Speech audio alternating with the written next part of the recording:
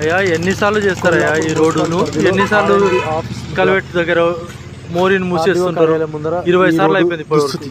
దీని మీద ఎంత బిల్లు వసూలు చేస్తున్నారు? ఏం కథ? కమిషనర్ గారు ఏంటి ఇది ప్రతినిత్యం ఇలా చేయడం?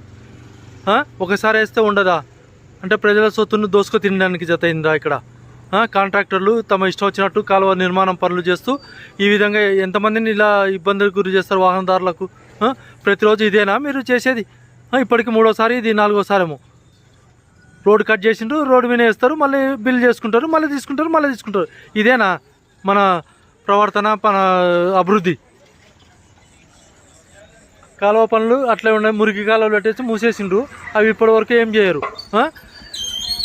స్లోప్ పెట్టకుండా ఇష్టం వచ్చినట్లు చేయడం దురదృష్టకరం ఈ కొల్లాపూర్ ప్రజలు. అయ్యా మంత్రి గారు, ఒకసారి మీరు దీని మీద దృష్టి పెట్టి వీటిని ఇట్లా చేయకుండా చూడాలని స్థానిక ప్రజలు విజ్ఞప్తి చేస్తున్నారు.